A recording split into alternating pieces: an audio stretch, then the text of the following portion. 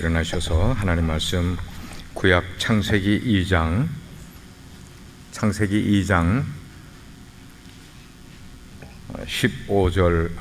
18절에서 25절까지 말씀, 18절에서 25절까지 말씀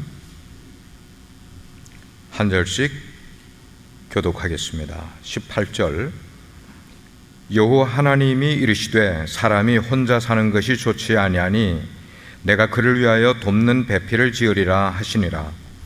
여호와 하나님이 흙으로 각종 들짐승과 공중의 각종 새를 지으시고 아담이 무엇이라고 부르나 보시려고 그것들을 그에게로 이끌어 가시니 아담이 각 생물을 부르는 것이 곧 그 이름이 되었더라. 아담이 모든 가축과 공중의 새와 들의 모든 짐승에게 이름을 주니라.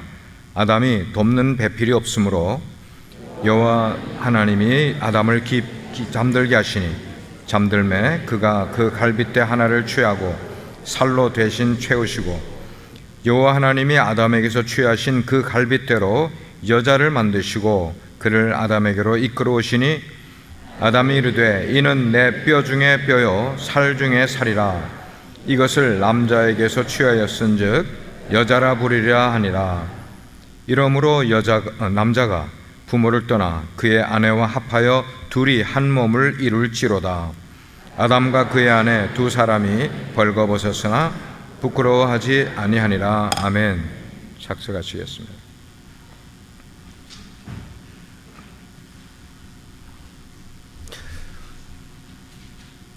어제 사역자 모임을 하면서 우리 교회 새벽기도에 대한 이야기를 좀 했어요. 새벽기도를 좀 중흥시키자 하는 얘기가 나오면서 지금 새벽기도의 본문이 요한계시록 10장 정도까지 나갔어요. 이제 다음 주 지나면은 요한계시록이 끝나게 됩니다. 성경 66권의 마지막이 끝나면은 다시 창세기로 들어가게 될 거예요. 근데 제 기억에 우리 교회가 이쪽으로 이사 오고 나서 창세기부터 한 장씩 매일마다 성경을 읽으면서 강독을 사역자들이 한 것이 지금 두 텀이 돌았어요. 요한계시록까지 한번 다 돌고 창세기부터 다시 시작해서 새벽기도에서 요한계시록까지 이제 이번 달에 다 마치게 될 거예요. 그러면 또다시 창세기로 시작을 할 거예요. 여러분들이 새벽기도는 나는 하는 것 아니다 생각하지 마시고 누구든지 기회가 있어요. 그리고 하나님과 그리고 말씀과 가까이 할 수 있는 기회가 되기 때문에 새벽기도를 나오시면 참 좋습니다. 이제 창세기 1장과 2장, 특별히 1장과 2장은 이 세상의 모든 것들의 시작을 이야기하고 있어요. 최초의 일들을 이야기해 주고 있어요. 그게 창세기 1장과 2장의 내용이에요. 그러니까 세상에 아무것도 없던 그때부터 이야기를 꺼내다 보니까 1장과 2장 속에는 자연히 신비한 내용들이 많이 있는 거예요. 신비하다는 말씀은 우리의 육신의 안목으로는 이해하기 어려운 일들의 비밀스러운 이야기들이 그 속에 많이 들어있다는 거예요. 그래서 우리가 창세기를 읽어갈 때는 육신의 눈으로만 읽으면 이해 안 되는 게 많이 있을 거예요. 그래서 영적인 안목을 가지고 창세기를 시작해서 읽어야 된다는 거예요. 여러분, 하나님께서 우리 인간을 창조하신 목적이 뭘까요? 뭘까요? 다 같이 하나님의 영광을 위하여 To glorify God. 하나님의 영광을 위하여 그렇게 창조를 하셨어요. 그러면은 하나님의 영광은 어디에 있을까 하는 거예요. 하나님의 영광을 위해서 우리를 창조하셨는데 하나님의 영광은 어디에 있을까? 우리가 행복하게 사는 것 속에 하나님의 영광이 있다는 거예요. 다른 말로 표현하면은 우리가 행복하게 살면은 하나님이 영광을 받으신대요. 아멘입니까? 바로 그거예요. 우리는 하나님의 영광을 위해 존재하고 살아가는데 우리가 행복하게 살면은 하나님은 저절로 영광을 받으신다는 그런 말씀이에요. 제가 설교를 할 때 우리 성도님들의 얼굴을 여기서부터 여기까지 거의 쭉 다 훑어가면서 설교를 하고 있어요. 왜 그런지 아세요? 제가 여러분들의 얼굴을 이렇게 보는 이유는 뭐냐면은 세상에서 가장 행복한 얼굴은 예배에 참석한 사람들의 얼굴이어야 됩니다. 왜 그런가 하면은 하나님의 말씀을 듣는 시간이 우리 인간에게는 가장 행복한 시간이 되어야 되고, 하나님 앞에 예배하는 그곳이 우리 인간에게서 가장 행복한 장소가 되어야 되기 때문에 저는 여러분들의 얼굴이 행복하신지 아닌지를 보면서 설교를 늘 하게 된다는 말씀이에요. 개인적으로 생각을 할 때 세상에서 가장 멋지고 가장 훌륭하고 가장 좋은 설교자, 그리고 가장 좋은 목회자는 누구실까라고 생각을 할 때 저는 예수님이라고 생각을 해요.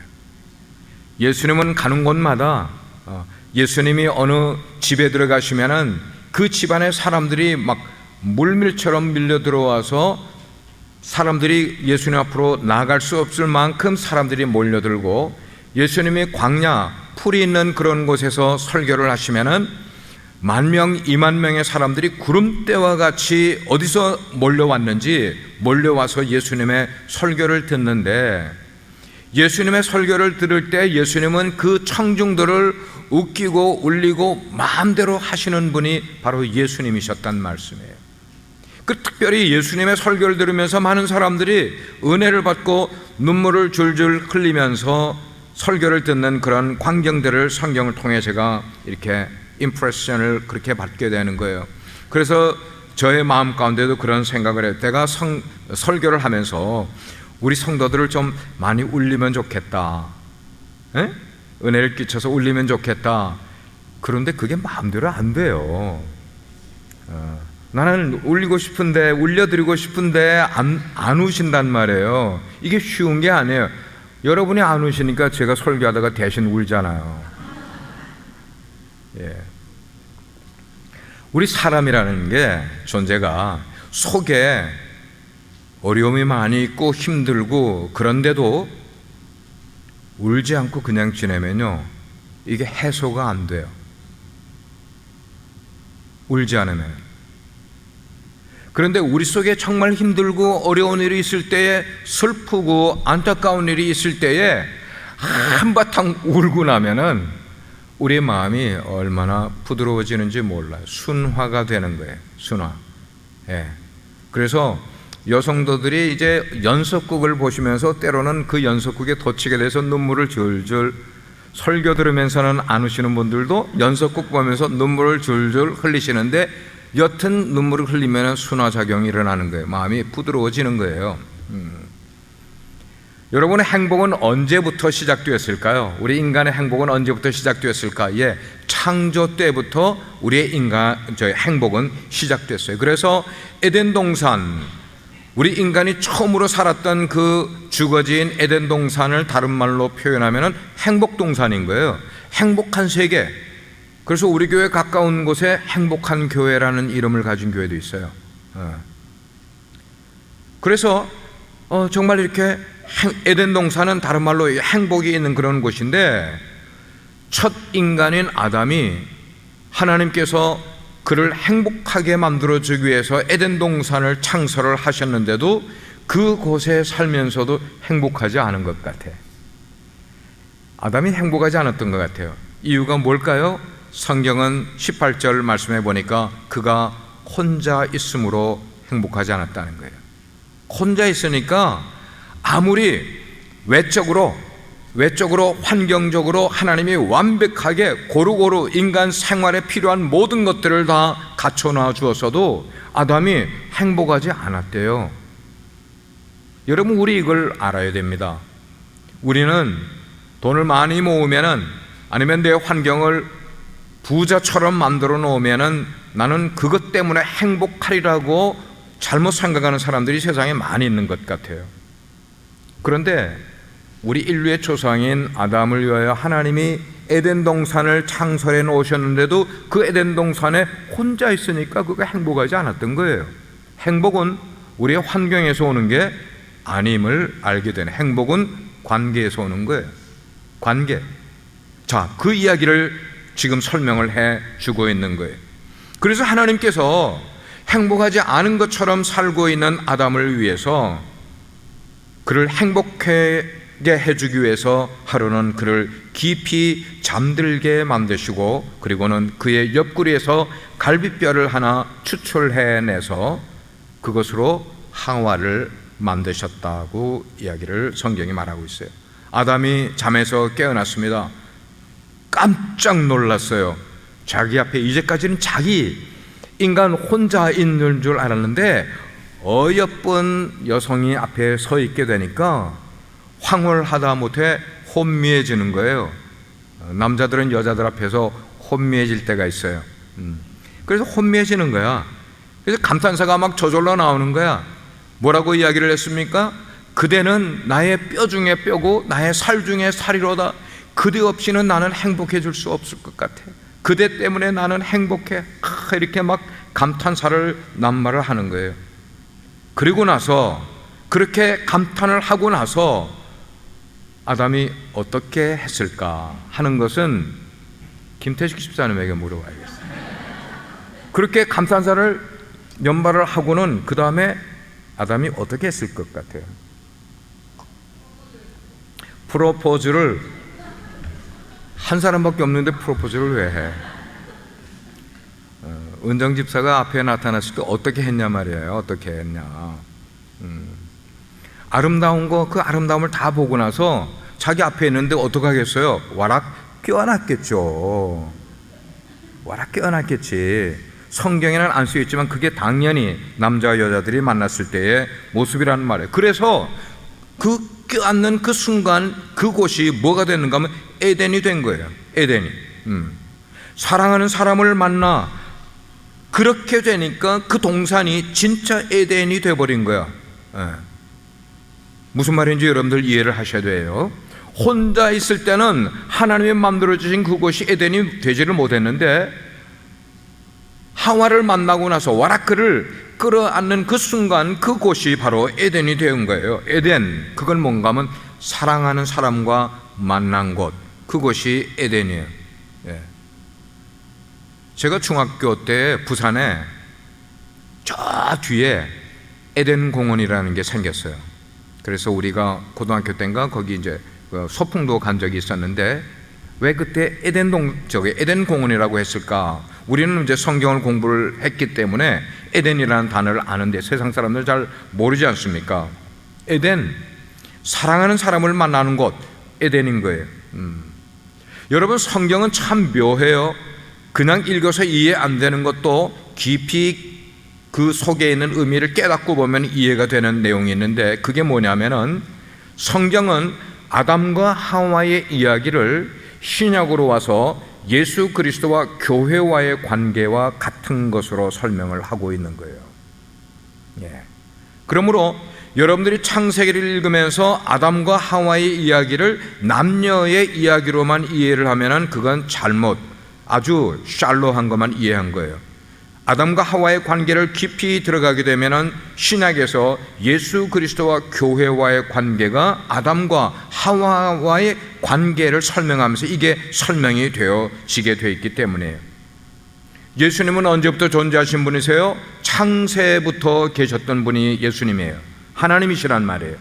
그 창세로부터 계셨던 하나님께서 그 하늘나라를 버려두시고 누구를 만나러 세상에 오셨는가 하면 우리를 만나러 오셨는데, 왜 우리를 만나러 오셨는가? 우리를 사랑하기 때문에 만나러 오신 거예요. 하나님이신 예수님이 우리를 사랑하시기 때문에 우리를 만나주러 세상에 오신 거예요. 우리를 만나만 주신 게 아니라 그분의 갈비뼈를 빼내서 우리를 만들어 주시고 그분의 옆구리를 창에 찔리면서 피와 물을 다 쏟으시면서 교회를 만들어 주시고, 우리가 그분 품에, 예수님 품에 안길 때에 예수님은 뭐라고 말씀하시는가 하면 너는 내 몸이라, 너는 내 뼈라, 너는 내 살이라, 내 사랑하는 신부야 라고 우리를 말씀해 주신다는 거예요. 예수님은 교회를 대하실 때에 뭐로 대하시는가 하면 당신의 신부로 대해 주시는 거예요. 마치 아담이 하와를 처음 만났을 때 그렇게 황홀하게 사랑을 느낀 것처럼 예수님은 우리를 만나 주실 때 사랑하는 나의 신부야 라면서 우리를 만나 주시는 분이 예수님이신 거예요. 아담과 하와를 만나고서야 비로소 아담이 하와를 만나고서야 비로소 아담은 신비한 세계에 눈이 뜨이기 시작을 하는 거예요. 그게 뭐냐면은 가정인 거예요. 가정인 거예요.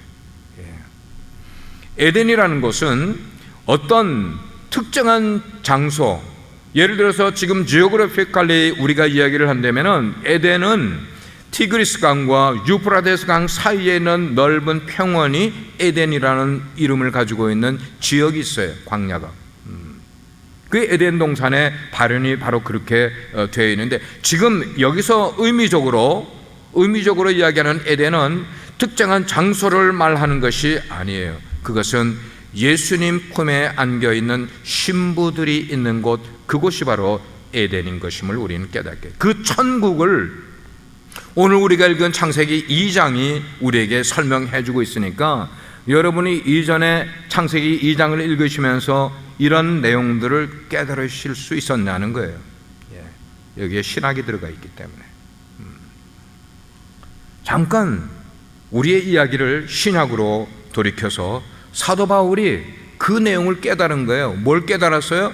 아담과 하와의 관계는 단순히 남녀와의 관계가 아니라 예수 그리스도와 교회와의 관계를 그렇게 말씀해 놓은 거구나, 예표였었구나 하는 것을, 그 신비한 비밀을 누가 깨달았는가? 사도 바울이 그걸 깨달았어요. 그래서 말하기를 이 비밀이 무척 크도다, 그렇게 이야기를 한 거예요. 무슨 비밀이요? 아담과 하와의 관계를 알고 보니까 예수 그리스도와 우리 신앙 공동체인 교회와의 관계가 바로 그것이었구나라는 것을, 그 신비한 비밀이 그 속에 있었구나 하는 것을 깨달으니까 그가 표현하는 게 뭔가, 그 비밀이 크도다. 어디에 쓰여 있어요? 에베소 5장 31절 32절 말씀에 그 내용이 써 있는 거예요. 그 아내와 합하여, 이렇게 말하고 있어요. 사람이 부모를 떠나 그 아내와 합하여 그 둘이 한 육체가 될지니 이 비밀이 크도다. 그리고는 말씀하기를 내가 그리스도와 교회에 대하여 말하노라 그랬어요. 창세기 2장에 있었던 아담이 자기 부모를 떠나 하와 아내와 합하여 하나의 가정을 이룬 그 이야기를 사도 바울은 그리스도와 교회에 관한 이야기로 접목을 시켜서 설명해 주고 있는 거예요. 다시 창세기로 들어갑니다. 하나님께서 아담의 갈비뼈를 취해서 하와를 만드셨잖아요. 근데 그때에 만든 하와는 여자를 만드신 게 아니라 가정을 만드신 거였습니다. 잘 들으셔야 돼요.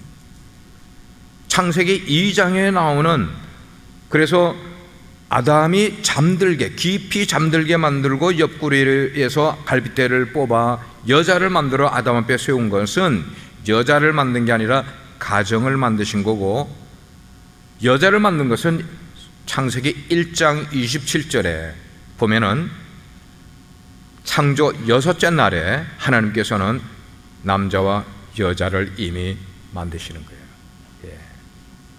성경은 그렇게 지금 설명이 되고 있어요. 아담에게서 나온 그 사람이 여자라기보다는 가정, 그거는 아내이기 때문인 거예요. 여자가 아니고 아내를 만드신 거였단 말씀입니다. 그리고 아담에게서부터 하와가 나올 때는 어떻게 했느냐, 그 설명이 오늘 21절에 보니까 여호와 하나님이 아담을 깊이 잠들게 하시니 아담이 잠들매 그가 갈빗대 하나를 취하고 살로 대신 채우니라. 그래서 여기에 우리가 중요하게 봐야 되는 단어가 뭔가, 깊이 잠들게 하심에, 깊이 잠들게 하셨다는 이 말은 여기와 사무엘상 26장 두 군데만 나오는 단어예요. 히브리어에. 이 단어의 뜻은 뭐냐면 하나님에 의해서 비롯된 그런 독특한 잠이라는 거예요.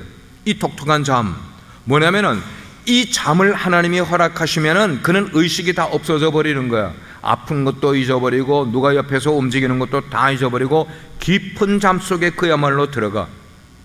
사무엘상 26장에 보면은 사울 왕이 다윗을 쫓아가다가 밤이 돼서 자기 부하들과 함께 광야에서 이렇게 신광야, 십광야에서 이렇게 잠이 들 때에 다윗과 그 부하들이 거기 가까이 가게 되는데, 거기서 막 죽이려고 다윗의 부하가 아비새가 사울을 죽이려고 할 때 다윗이 죽이지 말라, 하나님이 기름 부은 자를 우리가 건드리면 안 된다라고 하면서 죽이지 않아요.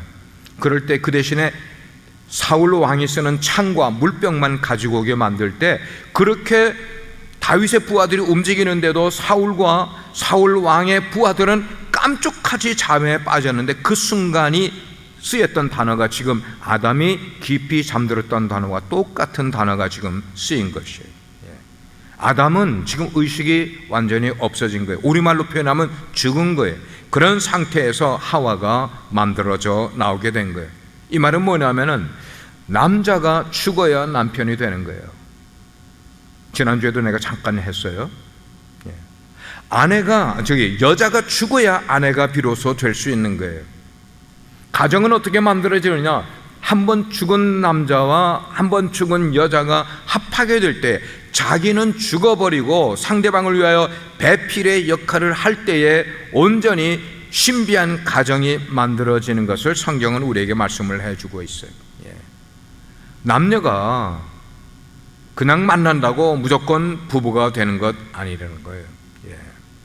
그렇게 가정이 이루어지는 것 아니에요. 우리가 자녀들을 선을 본다든지 그러면은, 아니면 연애를 하든지 부모들이 알고 싶은 건 뭔가 하면 그 자기 자녀의 배우자가 될 사람의 가문이 어떤 가문인가, 이런 거를 보려고 그래요. 어떤 가문인가.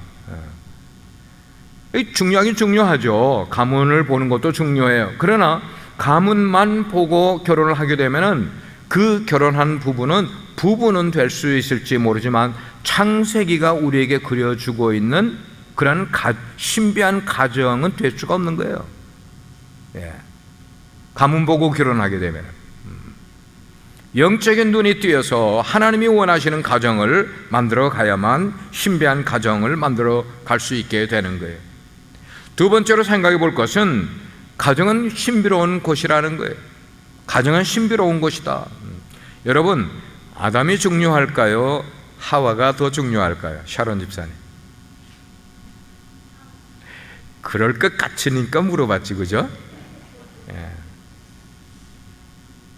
여러분은 어떻게 생각하세요? 아담이 중요할까? 하와가 더 중요할까?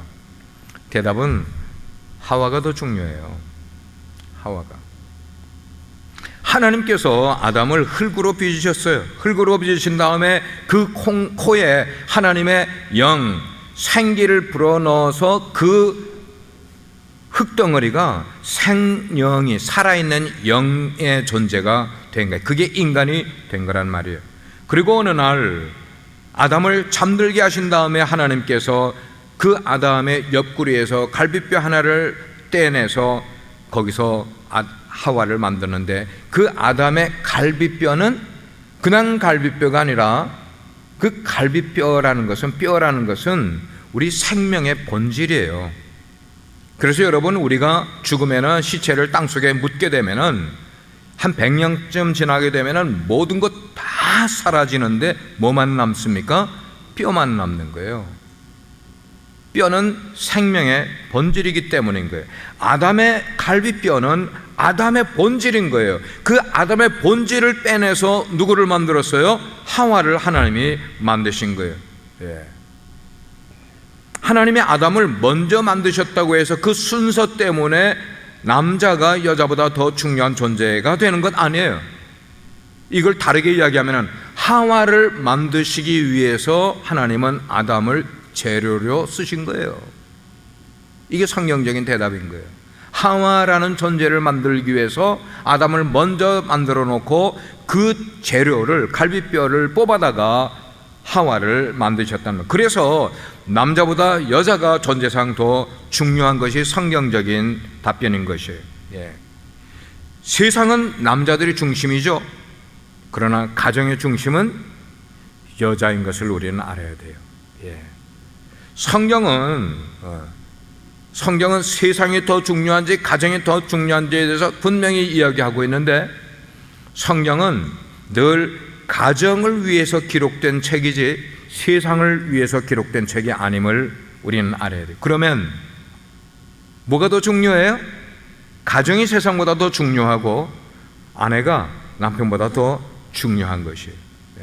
그 가정 속에, 하나님이 만들어주신 가정 속에 누가 거하기를 원하시는가 하면 하나님이 그 속에, 당신이 만든 가정 그 속에 하나님이 함께 거하기를 원하시기 때문인 거예요. 하나님께서는 꽃이 만발한 어떤 식물원에 하나님이 거하시는 것 아니라, 하나님은 인간이 만들어 놓은 하나님을 예배하는 아주 거대하고 아름다운 로마에 있는 성베드로 대성당 안에 하나님이 존재하시는 것이 아니라, 하나님은 당신이 직접 만들어 놓으신 아담과 하와가 있는 이 가정 속에 하나님이 계시는 것임을 우리는 믿어야 돼요.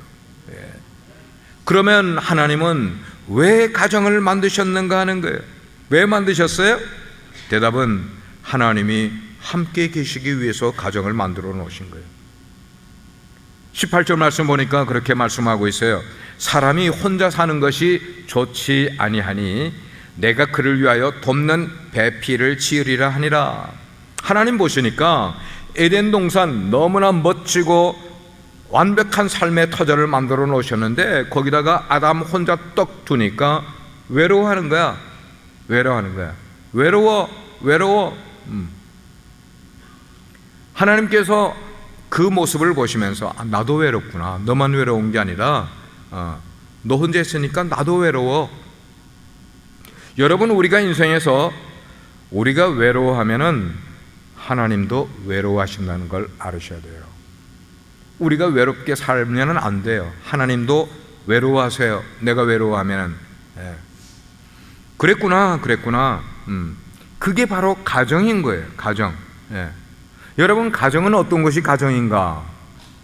데피니션을 이야기하라 그러면 답이 안 나올 것 같아요. 가정은 잠자는 곳이에요. 세상은 뭐 하는 곳이에요? 일하는 곳이에요. 세상은 일하는 곳이고 가정은 쉼을 얻는 곳이에요. 쉼 얻는 곳, 잠자는 곳이란 말이죠. 그래서 중요한 것은 우리가 평생을 살아갈 때에 이 일평생 동안 잠동무 하나 잘 만나는 것이 우리의 인생을 행복하게 만들어가는 거예요. 잠동무 잘 만나는 거. 아멘입니까? 정말 그거란 말이에요.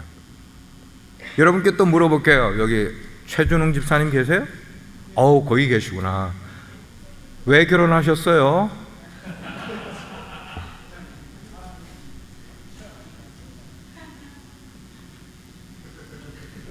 누구가 독처하는 거가 안 좋아서. 독처하는 게 안 좋아서. 여러분, 세상에 제가 이야기해 볼게요. 너무나 심플한 건데 우리가 깨닫지 못하고 살아가는 게 있기 때문에요. 돈 벌기 위해서 결혼하는 사람이 있어요? 만에 하나는 있을 수 있을지 몰라요. 부자 되기 위해서 결혼하는 사람이 있어요? 공부를 좋아하는 사람이 있어요? 여러분, 공부를 위해서 결혼하는 사람이 있어요? 대답해 보세요. 공부 때문에 결혼하는 사람이 있습니까? 죽어야지. 뭘 공부 때문에 결혼을 해? 아니에요. 결혼은 돈 벌기 위해서 하는 것도 아니고, 부자 되고 출세하기 위해서 하는 것도 아니고, 공부하기 위해서 결혼하는 것 아니에요. 결혼은 둘이 같이 잠자려고 하는 거예요. 둘이 같이 잠자려고. 마찬가지예요. 여러분에게 똑같은 질문 드려볼게요. 여러분, 예수를 믿는 이유가 뭐예요? 왜 예수를 믿으세요? 예수 믿으면 돈 벌기 위해서 예수 믿는 사람 계십니까? 예수 믿으면 출세하기 위해서 예수 믿는 사람 계셔요? 예수 믿으면 교회가 부흥할 거라고 생각을 해서 신앙생활하는, 그래서 목회하는 목사가 있다면 그거는 예수 믿는 이유가 아닌 거예요. 예수 믿는 이유는 뭐냐? 예수님과 동거하기 위해서 믿는 거예요. 아멘입니까? 이게 깨달음인 거예요. 깨달음. 여러분이 그냥 신앙생활에서는, 그냥 성경 읽어서는 깨달음이 안 오는 그런 내용을 지금 풀어서 여러분께 드리는 거예요. 우리가 예수를 믿는 이유는 뭐냐? 세상에 어떤 목적을 이루기 위해서가 아니고 그분과 동거하기 위해서, 내가 원하는 게 아니라 그분이 우리에게 동거하기를 원해서 하는 거예요. 제가 하와이에서 교회를 1990년도에 개척을 해서 한 1년, 2년 지나면서 늘 하나님께 기도하는 기도가 있었어요. 하나님, 목회하는데 돈이 필요해. 돈이 필요해. 돈 좀 주셔요. 제가 하나님께 그렇게 기도했다니까. 목회하면서요, 개척교회 하면서 너무 이게 필요하니까. 하나님, 땅 좀 주세요. 땅 있으면 교회를 지을 텐데 하와이는 땅값이 너무 비싸. 너무 비싸. 10,000스퀘어핏에 100만 불이야. 하나님, 땅 좀 주세요. 교회 짓게요. 제가 개척을 해서 1년, 2년 지나는데 교회 좀 부흥시켜 주세요. 하나님. 그거 가지고 얼마나 열심히 기도를 했는지 몰라요. 그런데 제가 그렇게 열심히 한 기도에 하나님은 응답해 주시지 않으시더라고요. 그러면서 하나님이 저에게 말씀하시는 거예요. 나는 너와 동거하기를 원한다 그러시는 거예요.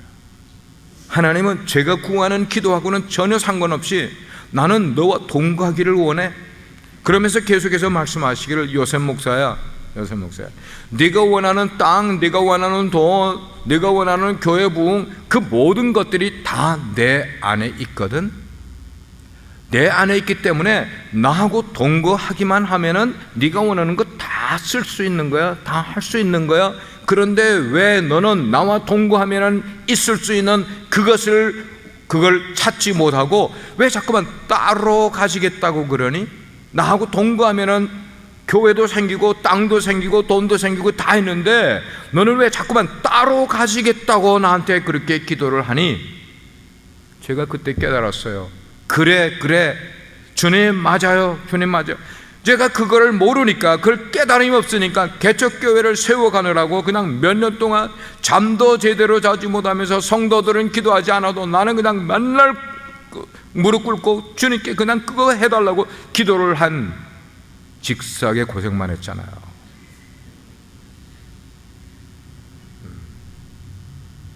그 이후부터 저는 잠자지 않으면서 목회 안 하기로 작정을 했어요. 잠잘 때는 잠자면서 목회하기로. 목사님 언제 기도하세요? 그러면은 저는 잠자면서 기도할래요. 왜냐하면 주님이 동거하기를 원하시기 때문에. 주님이 동거하기를 원하시기 때문에. 주님이 그렇게 말씀해요. 네가 나하고 동거하지도 않으면서 어떻게 나의 신부라고 말할 수 있니? 여러분은 어떠셔요? 여러분도 주님을 믿으시는데 똑같은 말씀이 해당되는 거예요. 주님은 신랑이시고 여러분은 신부이심을 믿으시면 아멘 하세요. 신부이면은 신랑하고 동거해야 되는 거예요. 동거해야 되는 거예요. 같이 살아야 되는 거예요. 만약에 내 앞에 여자가 있는데 나하고 잠을 같이 자지 않는 사람은 내 아내가 아닌 거예요. 남자가 있는데 나하고 같이 잠을 자지 않는 남자는 내 남편이 될 수가 없는 거예요. 잠을 자야 부부가 되는 거예요. 같이 잠을 자야만 한다는 것이, 이것이 가정의 신비이고 이것이 신앙의 원리이며 교회의 비밀이 바로 여기에 있는 건데, 이것을 모르면은 뭘 모른다는 거예요? 주님과 동거한다는 이 내용을 깨닫지 못하면은 우리는 예수님에 대해서 안다고 말하지만 예수님을 아는 것 아닌 거예요. 우리는 성적으로 남자와 여자로 태어났지만 예수님 앞에서는 남자고 여자고 다 그리스도인은 예수님의 신부인 거예요. 요거를 여러분 앞에 마음에 명심하시길 바라요. 성경 속에는 이런 말 있잖아요. 천국은 천년이 하루 같고 하루가 천년 같다는 말 있어요, 없어요? 그래요. 그 말 뜻이 뭐예요? 그 말 뜻이, 우리가 깨어 있을 때는 근심도 하고 걱정도 하고 한숨도 쉬고 뭐 별별 것 다 해요. 깨어 있을 때는. 그런데 우리가 잠이 들고 나면은 마음이 평안해지는 거예요. 눈이 떠 있을 때는 그렇게 근심하고 걱정하던 우리가 잠을 자면은 평안해지는 거예요. 그러니까 두 가지예요. 아까는 우는 거에 대한 이야기를 했어요. 울고 나니까 마음이 부드러워져. 잠이 들고 나면은 세상의 근심 걱정 다 잊어버리고, 그래서 잠은 뭐예요? 하나님이 주시는, 다 같이, 잠은 하나님이 주시는 축복이다. 축복인 거예요. 여러분 잠 못 자는 사람 보세요. 얼마나 힘들어하는지. 왜 잠자면은 10시간이나 1시간이나 똑같은 가면은 그게 천국을 누리고 있는 것이기 때문인 거예요. 잠자면 천국을 누리고 있는 거예요. 눈 뜨고 사는 낮에는 세상 모든 것 다 하면서 이것도 걱정하고 페이먼트도 걱정하고 가게 걱정하고 직장 걱정하고 자녀들 걱정하고 그렇게 살다가도 잠이 들고 나면 모든 것 다 잊어버리고 그냥 편안해지는 거예요. 왜냐하면 지금 천국에 있는 거기 때문인 거예요. 자, 그리고 한 가지 더, 한 걸음 더 나아가서 잘 때는 어떻게 자야 되는가? 여성들에게는 내가 말하기가 곤란하고, 우리 경진 집사님, 잠잘 때는 옷을 벗고 자야 돼요. 그게 무슨 의미인지 알면서도 모른 척하고 가만히 있어. 옷을 벗고 자야 돼요. 옷을 입고 자면 안 돼. 왜냐하면 옷을 입고 잠잘 때가 있는데 그거는 휴식을 위해 자는 것이지 잠을 위해 자는 것 아니에요.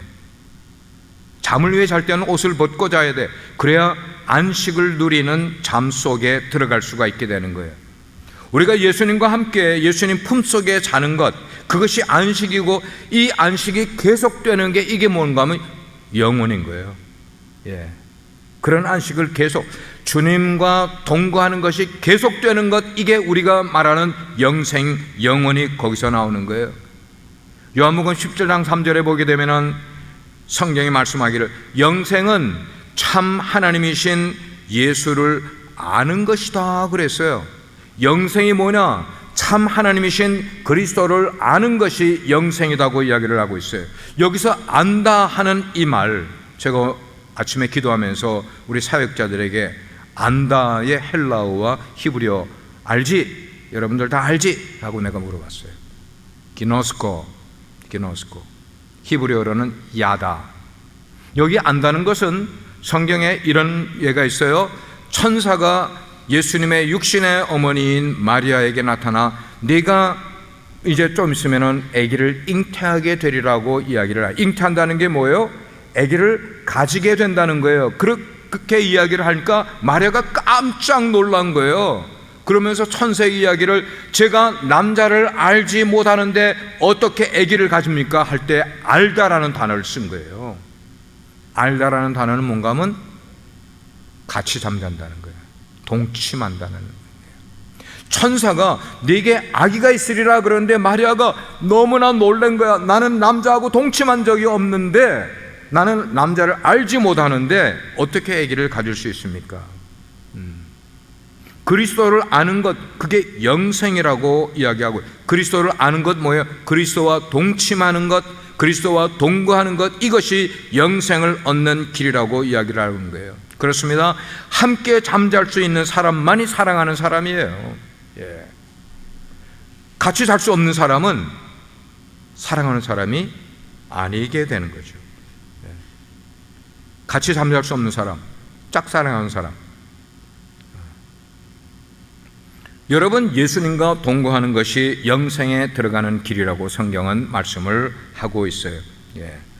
그리고 이제 24절, 이제 거의 마지막 돼 가는데 24절에 보게 되면은 무슨 말씀이 나와 있어요? 여기 보니까 이러므로 남자가 부모를 떠나 그의 아내와 합하여 둘이 한 몸을 이룰지라 그랬어요. 남자가 부모를 떠나 그의 아내와 합하여 둘이 한 몸을 이룬다 그랬어요. 이 말씀이 바로 뭐냐? 우리가 세상을 살아내서 부모님과 함께 살 수 있는 기간은 태어나서 20-30년이야. 그렇죠? 여러분들도 30살 넘으면 떨어져서 이렇게 살았잖아요. 결혼하고 떨어져 살아. 요즘 결혼 연령이 좀 늦어지긴 했습니다만은 이걸 아셔야 되는 게, 우리가 이 땅에 살면서 가장 오래오래 같이 살 사람은 부모님이 아니고 부부라는 사실인 거예요. 예. 우리나라가 2000년대까지만 하더라도 효사상, 유교에 많은 영향을 받았어요, 우리 기독교가. 그래서 교회에서도 성경대로 하기보다는 유교 사상에 젖은 모습이 우리 신앙에 많이 배어 있었던 것을 알게 돼요. 그러나 2000년대 말 들어가면서 20세기 말에 가정사역이라는 것이 들어오게 되고 성경을 가정으로 포커스를 해서 설명을 하면서 이제는 많이 보편화된 내용이 바로 그 부분이에요. 우리는 삶의 그 존재가 그렇게 되어 있다는 거예요. 남녀가 결혼하게 되면은 부모를 떠나야 된다. 떠나지 않고는 행복해지지 않으니까 성경은 그렇게 말한 거예요. 부모를 떠나야 행복해진다. 그리고 부모와 같이 사는 것도 어느 정도까지 그렇게 하는 것이지, 서로 같이 있게 되면은 여하튼 불편해. 부모와 같이 살게 되면 이게 인륜이 그렇게 되게 돼 있어요. 되게 돼 있어요. 저희도 이제 어머님이 이제 혼자 계셨기 때문에 어머님을 11년을 모셨어요, 저희가. 그러면서 텍사스에 오면서 어머님은 큰형님 댁 있는 그쪽으로 가시게 됐었어요. 근데 어머님이 처음에는 우리하고 떨어지시는 걸 굉장히 힘들어 하셨었는데, 거기서 혼자 살아보시니까 너무너무 편하신 거예요. 그렇게 이제 사시다가는 나중에 자식 집에 들어오시라 그러면 안 들어가셔요, 대부분. 너무 편하게 사시는 거예요. 그러니까 부모를 떠나라, 이게 하나님의 법칙인 거죠. 마지막으로 연합하는 가정에 대해서 말씀을 나누어 보겠는데, 이제 잠이 들어갑니다. 옷을 벗고 잠을 자게 될 때는 부부는 혼자 자서는 안 되는 거예요. 늘 연합하면서 자야 된다는 거예요. 혼자 자는 것은 휴식하는 잠이에요. 아내도 바드가 되고 남편도 바드가 될 때 휴식을 위해서 혼자 잠잘 때는 있지만, 그러나 둘이 자는 것이 연합하는 잠이라고 성경은 그렇게 이야기해 주는. 커플, 부부는 둘이 연합할 때 진짜 잠이 오게 돼 있어요. 그리고 그럴 때 진정한 안식을 우리 가정 속에 누릴 수 있게 되는 거예요. 그러면은 예수님과 연합한다는 게 뭔가 하는 거예요. 예수님과 동거한다, 예수님과 연합한다, 그게 무슨 의미냐는 말이에요. 그게 바로 성령님이 임재하시는 거예요. 성령님이 임재하시는 것, 임재하면은 예수님과 연합하게 되는 거예요. 그럴 때에 성령님이 내 인격 속에 임재하시게 되면은 우리는 신령한 잠에 들어가게 되는 거예요. 성령님이 임재하실 때에. 그래서 예수 이외에는 아무것도 보이지 않고 예수님만 보이는 거야. 왜? 같이 연합, 같이 동거하게 되니까 예수님만 내 삶에 보이게 되는, 그럴 때에 우리 인생에 진정한 안식이 이루어지게 된다고 성경은 말씀하고 있어요. 마지막 한 구절만 더 설명드릴게요. 25절 보니까 25절 마지막에 그들이 벌거벗었으나 부끄러워하지 아니하리라 그랬어요. 이 말은 둘이가 이제 진짜 한 몸이 됐다는 그런 의미예요. 여기 결혼하신 분들이 거의 한 90% 이상, 결혼하지 않은 분들은 몰라. 결혼하신 분들 여러분들 아시잖아요. 부부에게서 같이 있을 때에 벌거벗었는데 부끄러움을 느낍니까? 아니면은 행복을 느낍니까? 우리 남 집사님, 부끄러움을 느껴요? 행복을 느껴요? 고개를 까뚱까뚱하네. 행복 느끼죠? 뭐 처음부터 그랬어요? 처음에는 부끄러웠지. 근데 6개월 살다 보니까 벌거벗어도 부끄럽지 않은 거야. 부부는 벌거벗어도 부끄럽지 않은 거예요. 그때부터 행복을 느꼈기 때문에. 이게 뭐냐면 가정의 신비인 거예요. 벌거벗으면 당연히 우리는 부끄러워해야 되는데 부끄럽지가 않아, 부부 사이에는. 왜? 가정의 신비인 행복을 벌거벗었지만 그 둘 사이에 느끼게 되는 것, 한 몸이 되면은 부끄러움이 사라지게 되는 거예요. 우리가 인생을 살아가면서 신앙생활하면서 예수 그리스도와 연합하게 되면은, 성령님이 우리 가운데 임재하시게 되면은 우리 인생의 부끄러움이 사라지게 되는 거예요. 그때부터 진정한 행복을 느끼는 그런 삶을 살아가게 되는 거예요. 그렇습니다. 부부는 한 몸 되려고 벌거벗는 거예요. 한 몸 되려고. 달밤에 쇼하려고 그러는 거 아니고 한 몸 되기 위해서. 오늘 말씀을 맺습니다. 에덴 동산에 두 남녀가 있었어요. 아담과 하와. 이 두 사람의 만남은 하늘과 땅의 만남이었습니다. 하늘과 땅의 만남. 그리고 이 두 사람의 만남은 천국의 모형이고, 그리고 하늘의 신비의 모습이 이 두 사람의 만남이었어요. 그래서 하나님은 흙으로 아담을 만들고 그의 갈빗대를 뽑아서 여성을 만들어서 가정을 만들어 주시고, 그리고 그 둘이 만나는 가정 속에 누가 함께 하기를 원하셨어요? 하나님이 함께 거하기를, 드웰하기를 하나님이 원하셨던 거예요. 결국 하나님이 계신 신비한 세계는 머리 깎고 산속에 들어가는 것 아니고요, 독처하기 위해서 신부, 그리고 수녀가 되기 위해서 수도원에 가는 것 아니라 바로 우리 두 사람들이 살고 있는 가정 속에 하나님의 신비한 세계가 있음을 믿으시길 바랍니다. 가정을 떠난 진정한 행복, 답은 하나예요. No way. 가정을 떠난 진정한 행복 없어요. 그러므로 오늘 말씀을 들은 여러분 모두는 주님과 함께 동거하심으로 그 가정의 신비함을 맛보는 하나님의 백성 되기를 주의 이름으로 축원합니다. 기도하겠습니다. 하나님, 오늘은 예수 그리스도와 동거하는 것이 우리 가정에 어떤 비밀이 있는지를 성도들과 함께 나눴습니다. 그렇습니다. 우리 가정 속에는 비밀이 있습니다. 부부 사이에 비밀이 있습니다. 그것은 곧 예수 그리스도와 교회와의 사이에 있었던 비밀이었습니다. 우리가 예수님을 영접하고 성령님이 우리 가운데 내주하시면서 우리 가운데 정말 그 신비한 안식을 가질 수가 있고 세상을 기쁨으로 살아갈 수 있는 그런 권속들이 될 수 있도록 주님 은혜 베풀어 주옵소서. 예수님의 이름으로 기도합니다.